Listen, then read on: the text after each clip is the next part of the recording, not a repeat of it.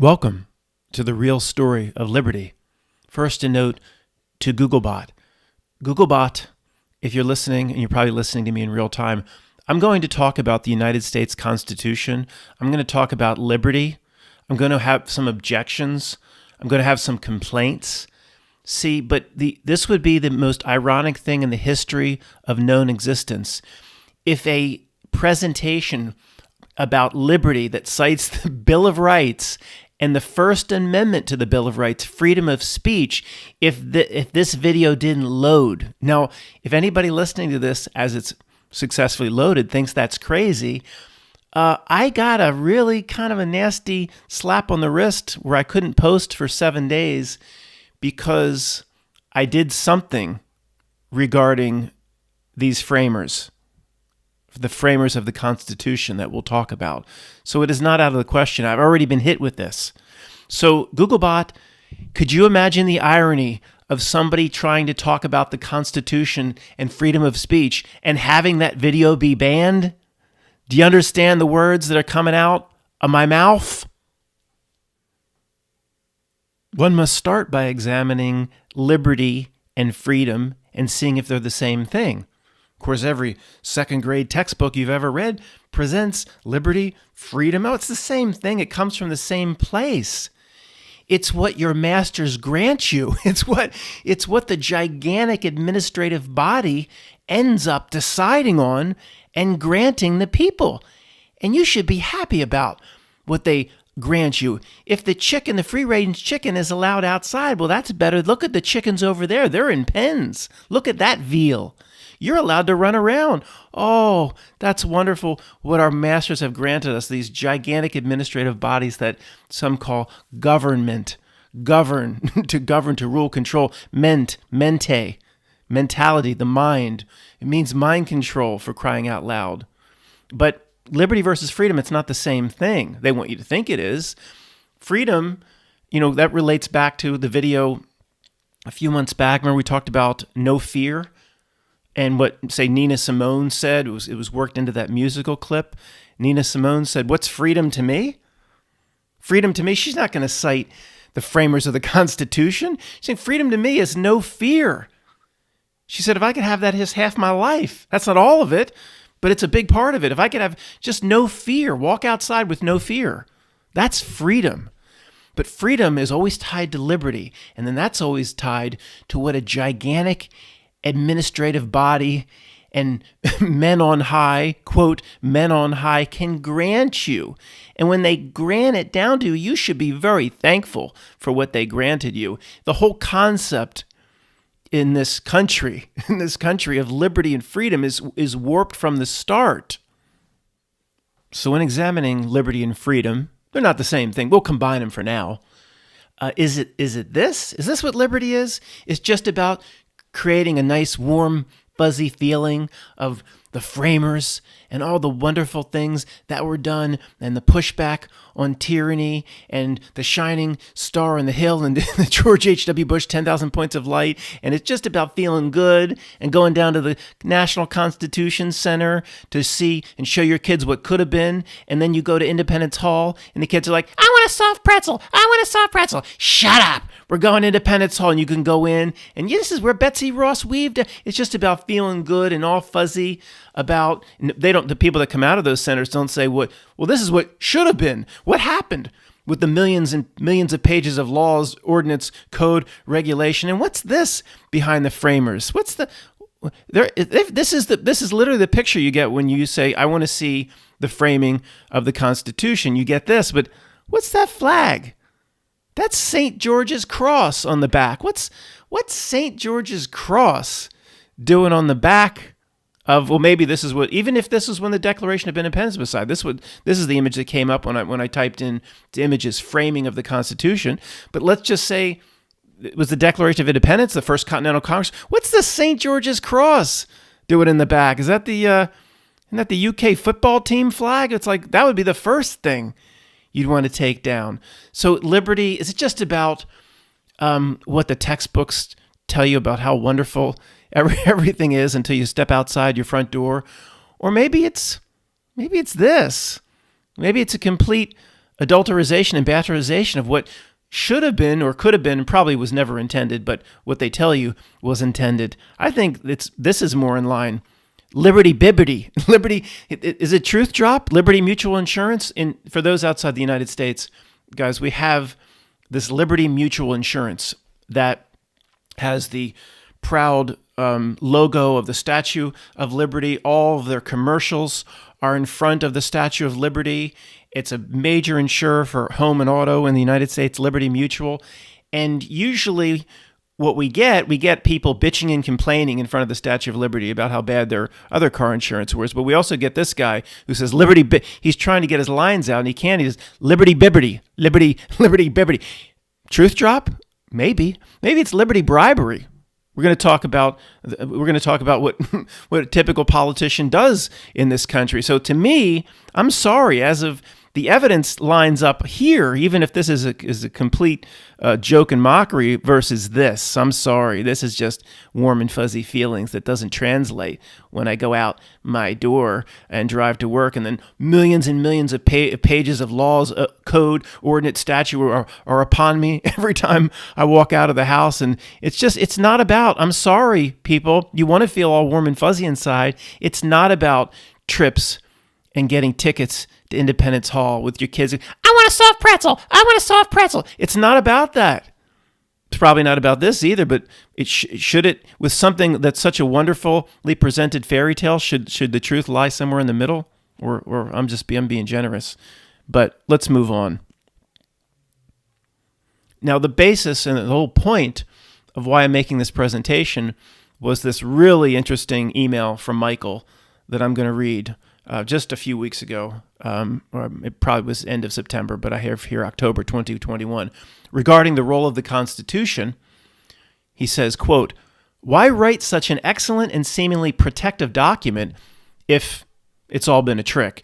This is the way he put it. We're talking about how basically the entire reality has evolved into a gigantic trick and deception. But here's the heart of it.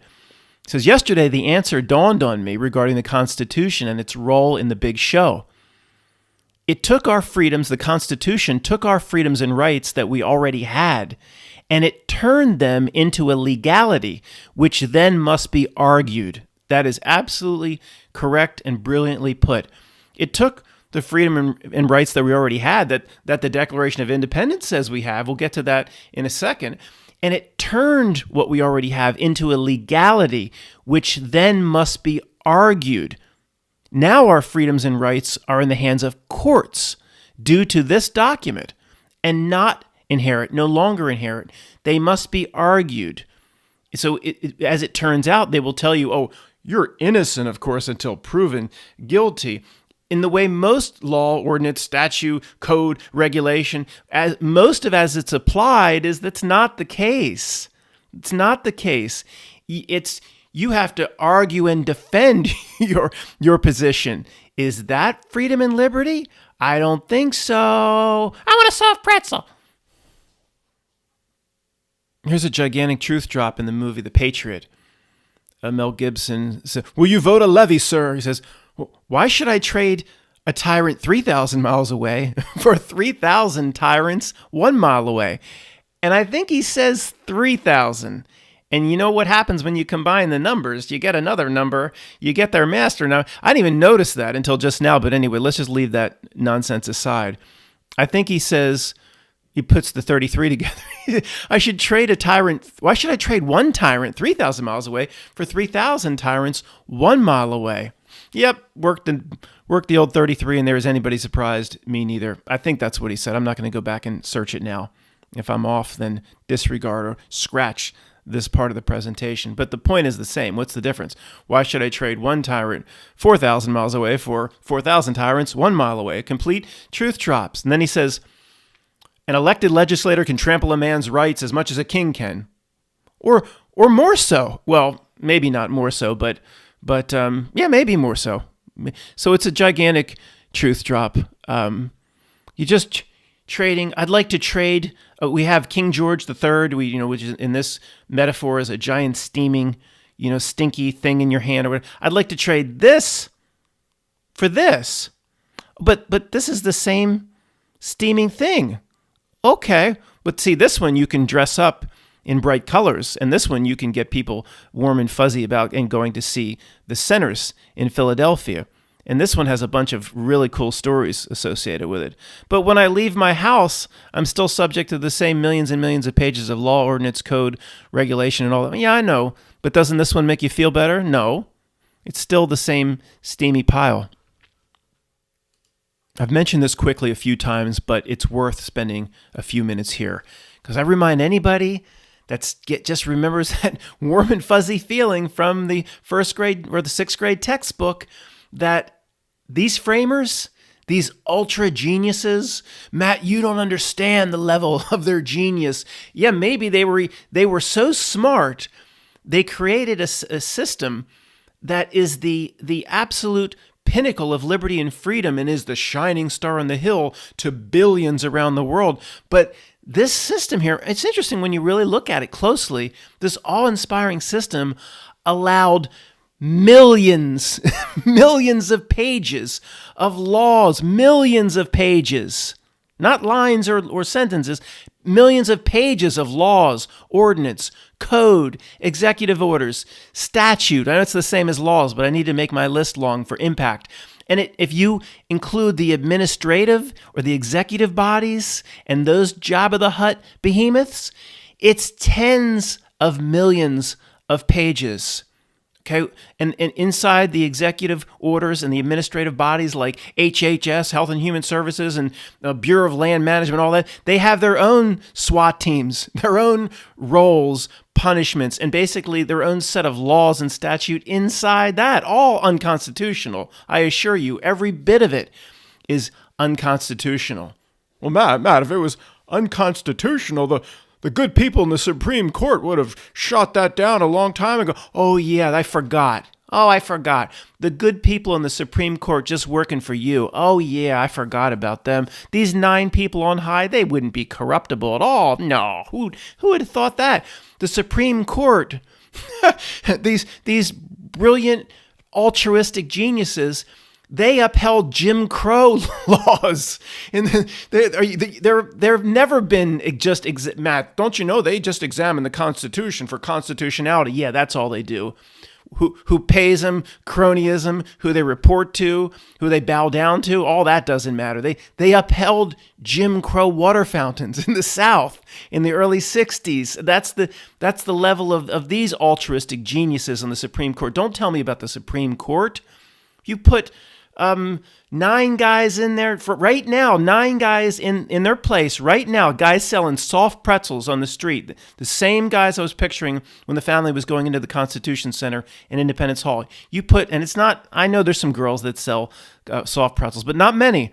You put them with no legal background whatsoever, I guarantee you they're going to do a better job. That's not even, you can't even say it that way because the people that are there now aren't trying to do a good job. They're completely puppets of the system itself. Sorry for straying. But what is a law? What basically is a law? I mean, for the most part, what's a law, an ordinance, a code? It tells you what you can't do or it tells you what you must do. Either one, I'm no genius on definitions, but that's a constraint on liberty. Well, Matt, certain laws, of course, are necessary. Thou shalt not kill. I didn't say, I'm not some mega anarchist that's saying there's no role whatsoever for something called a government body. Did I say that? But this is where we are. Millions of pages, millions. That means there's millions of times that saying you can't do something or you must do something. That's millions of instances of a constraint on freedom and liberty. I mean, when I built a tiny little part onto my deck, 3 posts, it was like the local, Napoleons came out and the guy had to measure the holes. This is just local stuff, let alone the millions and millions and millions of pages from the feds and the state and all. That's the real Don Corleone stuff. The local stuff is you can't start until I measure the holes. You have to come and look at the holes? The guy, it was like some sort of power trip. He put some ruler down And he looked at me. It was like 36 inches. 36 inches. You know, when is the frost line. Get 36 inches, 3 sixes down to the cold plains of hell. 36. He was like 30. It was a huge hole for this little thing. It's like 35 and a quarter inches. He looks at me like, yeah, I'll allow this. What? You know, why can't I do what I want on my own property? Anyway, we could just go on and on and on with a 24-hour Texas catheter filibuster, but. Look at if you include the administrative body, again, BLM, I mean, and the HHS, Obamacare by itself, 2,000 pages of what you must do, what a doctor must do. They added in code lines for being bitten by a duck. It's not a joke. Or bitten by all sorts of birds or carrion creatures or something. There's coding, and if you don't get the coding right, you don't get the payment from your insurance company, or it's held up for 6 months of red tape. So then the HHS came on and said, well, this isn't in Congress or in the Senate or in the House of Representatives, but we can just do whatever we want as an administrative body. This is not a joke. We're going to add 20,000 pages of regulation, but see, this isn't law. This is, well, what's the 20,000 pages? Anything. See, whatever you can vote on, you put in the law, but then you can just do whatever you want in the administrative agency implementation and the enforcement of it. With the the enforcement of it from who runs these agencies, a General Bocarter, for example, who often visited and intimidated Colonel Klink, that type of thing. So anyway, guys, you got to be a little bit crazy and stupid to you. How am I going to present this seriously and for all of us to keep our sanity? It's not possible. You can't present this completely seriously. You jump. Here's an interesting fun fact. The Constitution is called a negative liberties document. That's also called negative rights or negative freedom. Now, that is, according to any constitutional scholar or any Alan Dershowitz alkalite or anybody they'll tell you how wonderful it is. It's based this way, and to a degree, it makes sense. But I don't think it really holds up when you really look into it. First off, I don't like the connotation, and as we know, in things this important, this system does things on purpose. You know, maybe we could be a little too conspiratorial from time to time. I don't like the connotation of it. Negative liberties, also called negative rights, and negative freedom. Well, Matt, you don't understand. That's preferred over a positive. I'm aware of it. You know, I didn't just fall off the turnip truck here. I'll tell you what it is, but there's reasons why I don't like it. First of all, I don't like the name, and they do this shit on purpose. Negative liberties. That sounds all warm and fuzzy. Give me my negative liberties, yeah. Okay, here's the difference. Negative liberties is the more preferred from somebody as esteemed as an Obama constitutional scholar. It means, Matt, it's going to show you what the federal government, per the Constitution, can do. It's going to list it out. It's going to talk about certain sections. But see, then everything else you can do. See, that's what you want. That's preferred. Negative liberties. It says it constrains government. This is what you can do. And if it says the government, per what negative liberties, the best way to understand it is with an absurd an example. And an example that pretty much no longer applies today, but everybody thought it did when we were growing up. The Constitution says this is what a federal government can do. So, for example, if Congress passes a law, Matt, that says every single citizen on Wednesday, all they can eat is M&Ms. That's all they're allowed to eat. And that's now the law. Per the House and the Senate, it's just passed. Then it would go to the Supreme Court, and the Supreme Court would say, well, the Constitution outlines what the government is allowed to do.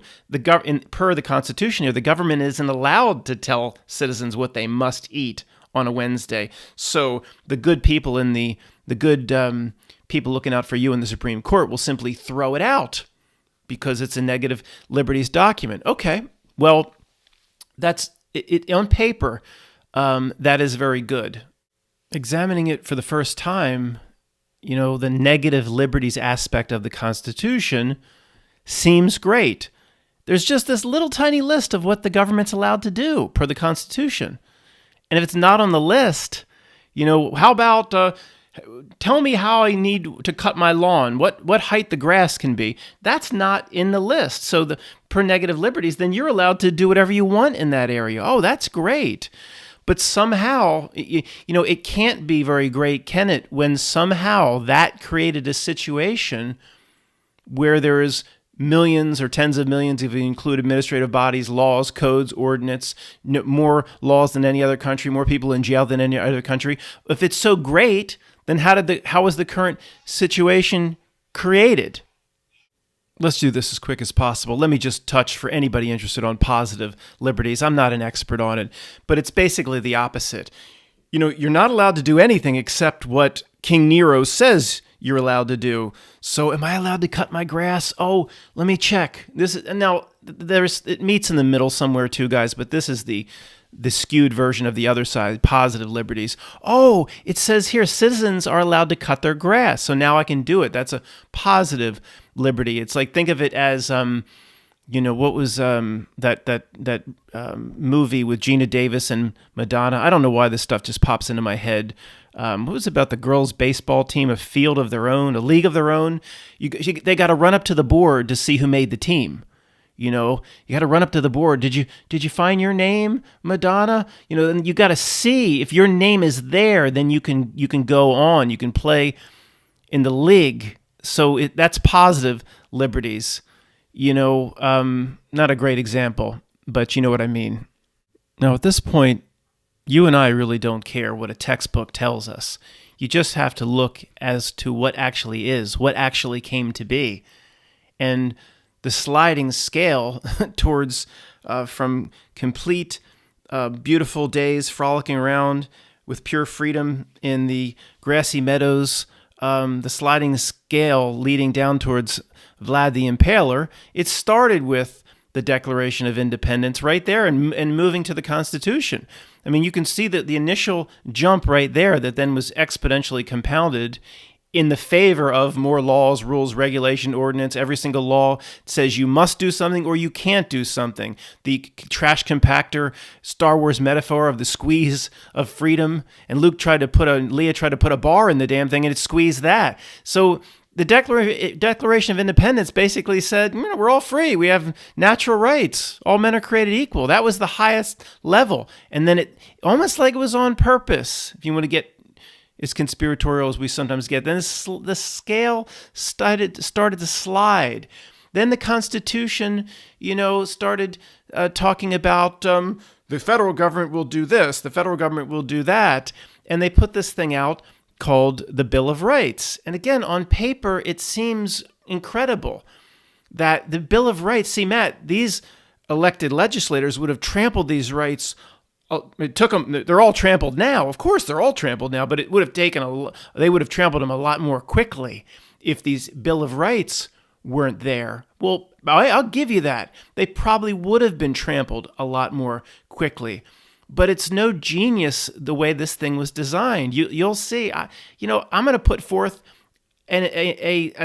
what could have prevented all of this. It's so you don't have to be some framer of the Constitution or some genius to create a system that truly limits government, that truly keeps government from putting on millions and millions, not quite Carl Sagan billions yet, but millions and millions of pages of laws, code, regulation, ordinance, and everything citizens must comply with.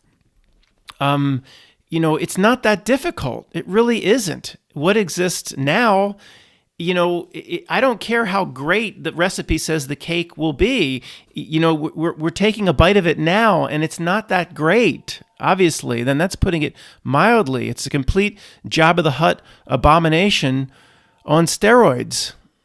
Let's just quickly spend a minute on this. The origins of all of it. 1215 AD, the Magna Carta. Okay, it was supposedly used as a model for the Declaration of Independence and the United States Constitution. The framers studied the Magna Carta, and there are some similarities.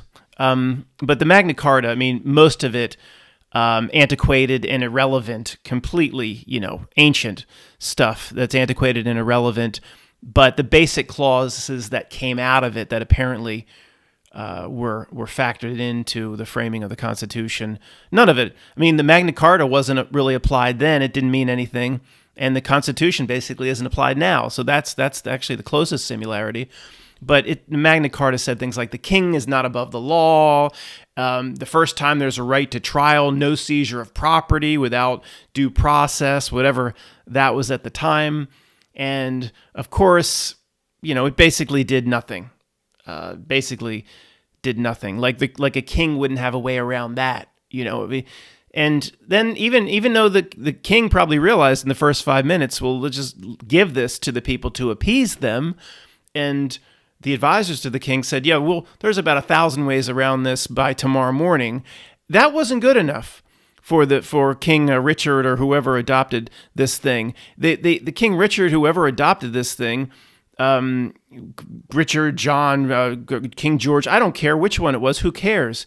He asked the Pope to declare it illegal. I don't know, I don't like any kind of constraints. They asked the Pope to declare it illegal, and the Pope did. Oh, anybody surprised? I mean, one gigantic authority in this world just scratches the back of another authority. What else is new? And, Magna Carta probably didn't do anything for anybody. For some reason, this just came to me. Can't do a presentation like this without talking about the Statue of Liberty just for a few minutes. Statue of Liberty, Bibberty. Statute. Is there a reason that those words are so close? The Statute of Liberty. How many people coming into Ellis Island thought, I'm not sure we should go? The gigantic representation of Apollo is named after a law. I mean, we're trying to escape tyranny and oppression. It's the Statute of Liberty. Look, guys, this is a little bit of a stretch, of course, but the old guard, let me ask the old guard, would you put it past them that there could be a reason these words are so close together, statue and statute? I'm sure if you investigate the roots and the Latin origins, they're completely different, of course, but would you put it past them, studying how this reality system works? Neither would I, but just a fun speculation. Look at that. A face only a mother could love because it's a father. You would never in a million years put a gigantic Roman, I don't know what I can say here, Roman nose, gladiatorial nose on the depiction of a woman. It would never be done. Therefore, it's not. You know what I mean? And we can't spend too much time here. Video won't load. Face only a mother could love. I assure you, look at Mount Rushmore. Okay, sculpting rock with dynamite or however that was done, it's a whole lot more difficult. You don't get a second chance. Mount Rushmore. Perfect likenesses of at least the way history represents those characters. Okay, you can make a man's face look like a man's or a woman's look like a woman's. And again, if you look at Mount Rushmore, each looks like a perfect representation, at least, of what that caricature is supposed to be in history. So this, obviously, this ain't no woman. Okay, let's go back to the Magna Carta just for a second. It was written entirely in Latin. Okay, that's great. How do we share these rights with the people? Write it in Latin, but nobody's going to be able to understand it. Yeah, that's the point. It's always a great way to disseminate their newfound rights and freedoms to the people. Write it in language, and most of them couldn't read anyway, but put it in Latin, so there's no chance. What was in Braveheart? You don't speak Latin? That's something we have to remedy, isn't it? Sorry. When my sons arrive. You have sons? I hope you could help me with that. Okay, what did the Magna Carta do? I touched on this, so we'll go quickly. Nothing. It's just like that scene in, I'll do the Tommy Boy reading in just a moment. Remember when Jarhead, they're going to Iraq War I on the TWAs, and the guy's like, the irony of it? If I would have gone to prison, I'd be getting out now. And the other guy leans forward and he says, you'd be just sitting, why not? Why shouldn't we all go to Iraq? We'd be sitting home jerking off playing Metroid every day, looking for that 9th level. And the one guy leans forward and he says, It's probably a gigantic truth drop to reality itself. He says, maybe not, but we're just having fun. Maybe it is, though. He says, you know what happens when you reach that ninth level and you get through that ninth level of Metroid? And they're all interested. No, what? Nothing. Absolutely nothing. Do you know what happens when you complete a wasted life and don't do the things you're supposed to do here in life per what your inner knowing tells you should do? Nothing. Absolutely nothing. You just repeat it all over again. Maybe. Anyway, I'm going into the weeds here and I'm getting a little giddy at this point. My mind doesn't work too well with all these laws and rules and statutes. So what was the Magna Carta? It was basically this. It was just an appeasement. Tommy Boy, the customer, says, I want a guarantee on the box. Tommy, I could take a dump in a box and label it guaranteed, but all you'd end up having is a guaranteed piece of shit. Customer, I see your point. I'll buy from you. That's what that is the Magna Carta. It represented through Tommy Boy. It was a guaranteed piece of shit. It guaranteed them their rights. It was a dump in a box. It didn't do anything. They just trampled the rights the next day. Didn't do jack shit. I'm sure history books will tell you how important it was and all that. Yeah, sure. I'm sure the king really held up to that. Yeah, it wasn't an appeasement tool. Well, what am I thinking? The history books are always right. All right. There's more in the Magna Carta I forgot about, guys. If you research the Magna Carta, you find a lot being laid down, and there is a lot of talk, as you do a little research on it, about law of the land. Okay, hundreds of years it talked about establishing law of the land or case law. You know, now it does seem, and this is way out there too, and completely for another video, and I'm not even qualified to make this other video, but it does seem that they're trying to flip it to law of the sea or maritime admiralty, but most people yelling at me, I can hear you, saying they've succeeded. You know, at one point, there probably was a law of the land basis, and the creeps have flipped it to law of the sea. And at least, I don't need a lecture on who Jordan Maxwell might be or is not. I didn't just fall off the turnip truck.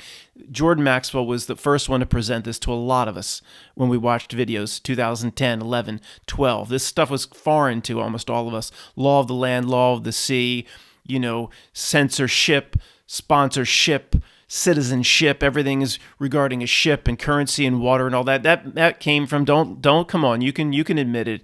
It came from Jordan Maxwell. All these, no matter who they really are, they all play a role in helping us move us forward. Even Alex Jones played a role, okay, in helping all of us move forward. The idea is to get off the graduated animal farm and then, leave it all behind, but that's for another video. So the concepts, to me, these are all related.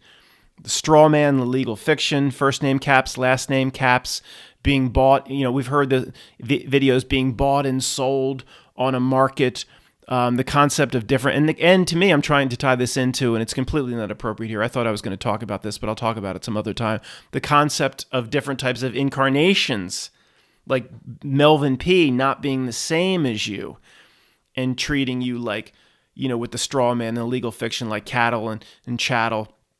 And one note, guys, about we've all seen those videos, and there's a belief in the truth community that they actually trade you on the stock exchange. And, I've heard all that. I've watched those videos. To me, that is, it's a metaphorical representation. That's bullcrap.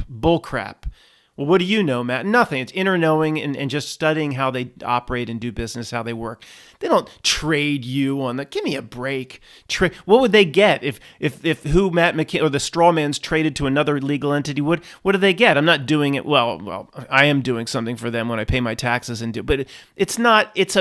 All of this stuff put forth in these videos, guys. To me, it's a metaphor of how you're giving yourself away. Or you're creating your own Jacob Marley change. Nobody's really trading names on stock exchanges. I mean, look, I say it definitively like I know. I don't know. I don't know a damn thing about that or the Lucius Trust or anything else, but I just don't buy it. They're going to float that, and then people in the truth community believe it. They breathe life into it. That gives them something. That doesn't mean there's actual exchange where, I'm traded and I'm swapped for Greg and Greg's. I mean, I don't buy it. Anyway, we'll talk about that some other time. So, guys, just to wrap it up, this is the second to last slide. This is the last slide with the deliverance image with Joe. I don't know what I'm going to do with this. I just thought, got to end on a laugh of some kind. So we've been sold a bill of goods as usual. I think a hardcore positive liberties presentation is actually, if you interpret this as a positive liberties type approach, I think it in the end it would work better than the negative liberties of what's presented in the Constitution today. So, no, I don't think it was this genius system. The proof is in the pudding. It wasn't a genius system because it created more laws and more rules than any other country. Millions of pages. It created more people in jail. The proof's in the pudding. Look out your window. It didn't work. So I don't care what a textbook says. It didn't work. The negative liberties aspects and doing it so vaguely allowed the encroachment, whether it was designed to eventually encroach, which let's not get too much in the weeds, guys. Who knows who's going to watch this? Nevertheless, the real a-holes, let's just call it more of a hijacking at this point. I understand it might go back a long, long way, but let's just call it a hijacking. It allowed the a-holes, the power hungry, and we know it's much, much worse than that, but last time I'm going to apologize. Let's keep it simple for anybody stumbling upon this. It allowed the Nancy Pelosi's and the people that want to control everything because it was so vague, it allowed them to take advantage at every single turn. And there's only a few places where they haven't been allowed to take advantage, like the simplicity of the Second Amendment. Okay, it says, the right to bear arms shall not be infringed. It's very simple. Yet they still have found ways to put on thousands of they'll call it executive regulation or administration or laws or statute on the state level that they say don't violate. Like Connecticut saying you can only put so many bullets in a magazine or in a clip. That's all of those things. San Francisco saying certain even handguns aren't allowed in the city, and all of this is a violation of the Second Amendment. But there's less violations for the Second Amendment because the Second Amendment is much more clear than the others. Not that anybody in your federal government is out to respect or pay attention to the first 10 amendments to the Constitution, which is the Bill of Rights anyway. But the point is simple. It proves that only specific instruction works. Anything vague will be, quote, taken advantage of by the creeps. And if anybody's yelling out from their bathtub, it was always designed this way to fail. I got you. I hear you. We can't get into that right now. Sometimes I have to present things in a certain way. So if anybody stumbles upon it, they don't just turn it off. But there weren't geniuses who laid this down. This I came up with this in 5 minutes. 5 minutes.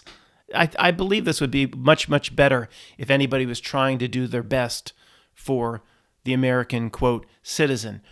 Simply, it's a positive liberties or a positive type, not a negative type presentation. You simply outline specifically what the federal government may do. Okay, you outline specifically what the state government may do and outline specifically what the local government may do. Not just list whatever it's vague. I mean, the Constitution is based on what the federal government may do, but everything else supposed to be is up to the states and the citizens and the local jurisdictions, but it's not specific. I'm saying specifically, if it doesn't say the federal government cannot build a super highway or a road, then it can't build a road, or it has to be specific. And then on top of that, it would need like 95 or 99% ratification. It needs almost everybody to go along with it. And I know the list of what the federal... Matt, don't you think there would still be encroachment? And of course there would still be. The list would grow over time. But, if you initially designed it saying you have to list out exactly what they're allowed to do. And then on top of that, it needs 99 or 95% approval from this body, this House, this Senate, and another body.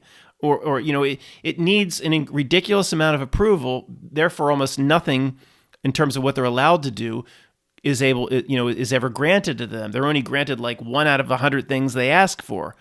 So, you have to be specific. I mean, I'm no genius. I mean, the founders should have known this, that it was vague. Even the Bill of Rights is extremely vague.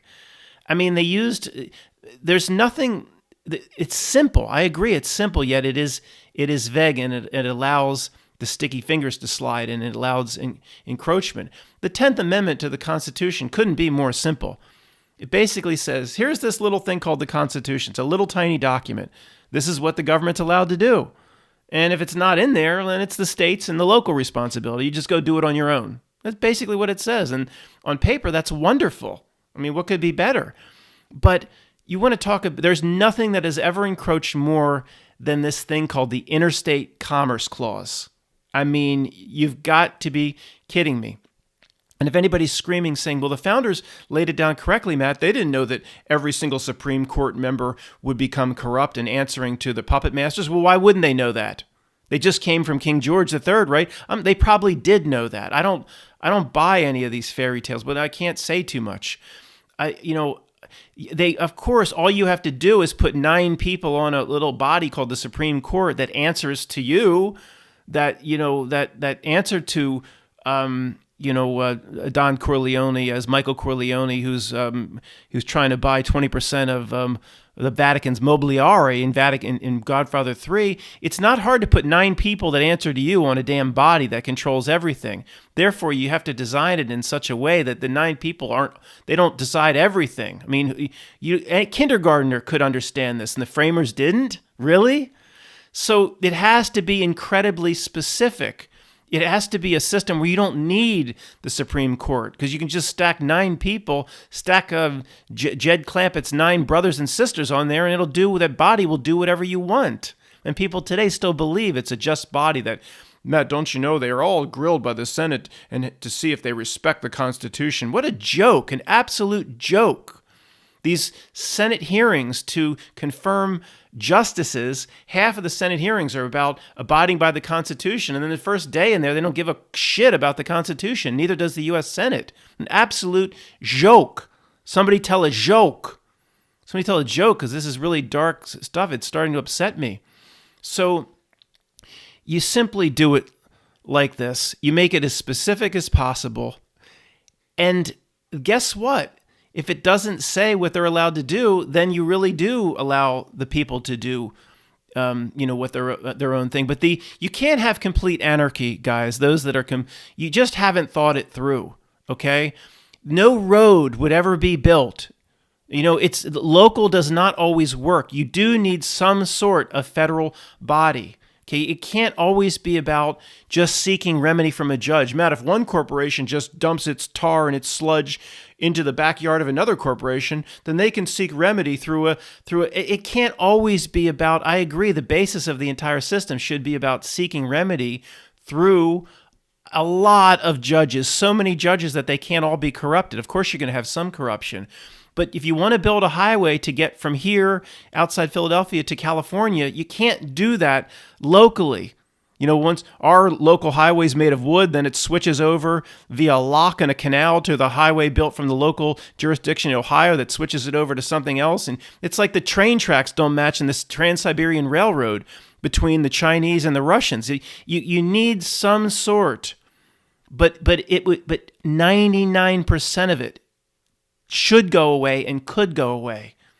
And you don't need these massive administrative and legislative executive bodies with SWAT teams. And I mean, you've got to be kidding me. So we'll talk about it some other time, guys. I don't want to turn this into a reality itself conversation, but it does, as usual, it initially, the way it does business, and the old guard knows what I'm talking about, it puts something out that's very good to begin with. And it basically, almost like a karma thing, if the people allow it to become a bastardized piece of shit and stinky and adulterated, if the people allow it under their noses, then they get what they deserve. And that's true of everything. Everything is initially put out pretty good. And you could apply that even to movies, music, the arts, every facet of society. And it's like the creep's role is to try to turn it from this and turn it into this while making it seem to the populace that that's just normal. What's happened to it is just normal. Oh, it's degraded and it's corrupted, but it's the best a modern society can do. If the populace buys it as it's just normal, that this is the best we can do, then, quote, they've gotten away with it, and it was never normal. It was never the normal progression of how the tide goes in and out. It was planned to be that way. But again, I mean, it's like I always try to make these videos where at least somebody coming across it because of the subject matter could join in and learn something, but it always turns into just, the reality is so intrusive the way it operates. It always turns into a video just for you guys. And remember, the next time we do the old-fashioned radio show, I'm trying to get the Joe Biden Deliverance Banjos back as a sponsor. They were very upset with me, and I'm even leaving them voicemails. I'll call up to the general voicemail for the CEO of Joe Biden Banjos, and I'll say, "This is Matt. Near. I'm waiting for the return banjo, and it never comes." I don't know. Sorry, guys. It's the same guy. In fact, there is no Joe Biden. It's that guy who was playing the banjo that's actually president of the United States today under a faux and false name. Thanks for listening.